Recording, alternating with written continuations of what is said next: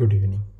ഇന്നത്തെ വേദഭാഗം യോഹന്നാൻ എഴുതിയ സുവിശേഷം 11-ാം അധ്യായം 36-ാം വാക്യം. യേശു കണ്ണുനീർ വാർത്തു. നമുക്കെല്ലാം വളരെ സുപരിചിതമായ ഒരു വേദഭാഗമാണ്. ഏറ്റവും ചെറിയ വാക്യമായിട്ട് നമ്മൾ സൺഡേ സ്കൂളിലൊക്കെ പറഞ്ഞ വാക്യമാണ്. ഇതിൻ്റെ പശ്ചാത്തലം നമുക്കറിയാം. മാർത്തയുടെയും മറിയയുടെയും സഹോദരനായ ലാസർ മരിച്ചു. ഇത് യേശു അറിഞ്ഞു.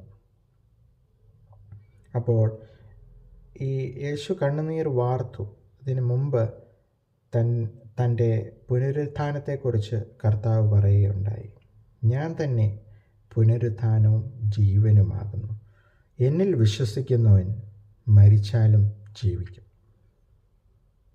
അപ്പോൾ മാർത്ത കർത്താവെ 4 ദിവസമായി നാറ്റം വച്ചിരിക്കുന്നു എന്ന് പറഞ്ഞു. അപ്പോൾ കർത്താവ് പറയുകയാണ്, വിശ്വസിച്ചാൽ നീ ദൈവത്തിൻ്റെ മഹത്വം കാണും. ഈ വാക്യങ്ങൾ കൂടെ നമുക്ക് എന്ത് മനസ്സിലാക്കാം? ദൈവം മനുഷ്യനായി അവതരിച്ചു, അല്ലെ ദൈവത്തിൻ്റെ ഒരു മനുഷ്യത്വ രൂപമാണ് നാം ഇവിടെ കാണുന്നത്. യേശു ഉള്ളം നൊന്തു കരഞ്ഞു. അവരുടെ കുടുംബത്തോടുകൂടെ ആ ദുഃഖം പങ്കിട്ടു. അപ്പോൾ കണ്ണുനീർ വരുമ്പോൾ, പ്രയാസങ്ങൾ വരുമ്പോൾ മാറി നിൽക്കുന്ന ഒരു ദൈവമല്ല നമുക്കുള്ളത്. നമ്മുടെ കൂടെ ആ വേദനയിൽ ഒരുമിച്ച് നിൽക്കുന്ന ഒരു കർത്താവാണ് നമുക്കുള്ളത്. ഹല്ലേലൂയ, സ്തോത്രം. രണ്ടാമത്, നമുക്ക് ആശ്വാസം തരുന്ന ദൈവമാണ്. ആ കൂടെ, നമ്മുടെ കൂടെ ഇറങ്ങി വന്ന് നമ്മളെ ആശ്വസിപ്പിക്കുന്ന ഒരു ദൈവമാണ്. ചില പ്രയാസങ്ങൾ നേരിടുമ്പോൾ നമ്മെ തോളിലേറ്റി ചുമന്നുകൊണ്ട് പോകുന്ന ദൈവമാണ്. മൂന്നാമത്, ദൈവം പുനരുത്ഥാനവും ജീവനും ആകുന്നു എന്ന് പ്രഖ്യാപിക്കുന്നു. നമ്മുടെ ജീവിതം, ക്ഷണികമായ ജീവിതം കഴിഞ്ഞു പോകും. ഭൗമിക ഭവനം വിട്ട് നാം ഒരു നിത്യത പ്രാപിക്കേണ്ടവരാകുന്നു.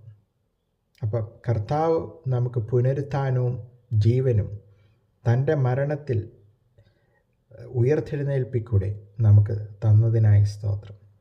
നമുക്ക് കർത്താവിൻ്റെ പാത പിൻപറ്റി യേശു കണ്ണുനീർ വാർത്ത പോലെ നമ്മുടെ അടുത്തും അകലെയുമുള്ള ആർക്കെങ്കിലുമൊക്കെ അവരോട് ആർദ്രതയോടെ, കരുണയോടെ നമുക്ക് നിൽക്കാം. യേശുവേ സ്തോത്രം. പുതിയൊരു ദിവസത്തിനായി സ്തോത്രം ചെയ്യുന്നു. യേശു കണ്ണുനീർ വാർത്തു. കർത്താവെ, നീ ഞങ്ങളുടെ വിഷമങ്ങൾ, പ്രയാസങ്ങളിൽ ഞങ്ങളുടെ കൂടെ നടക്കുന്ന നല്ല ദൈവമാണ്, ആശ്വസിപ്പിക്കുന്ന ദൈവമാണ്. നീ ഞങ്ങളെ നിത്യജീവനിലേക്ക് നയിക്കുന്ന ദൈവമാണ്. എല്ലാം യേശുവിൻ്റെ നാമത്തിൽ തന്നെ. ആമേൻ.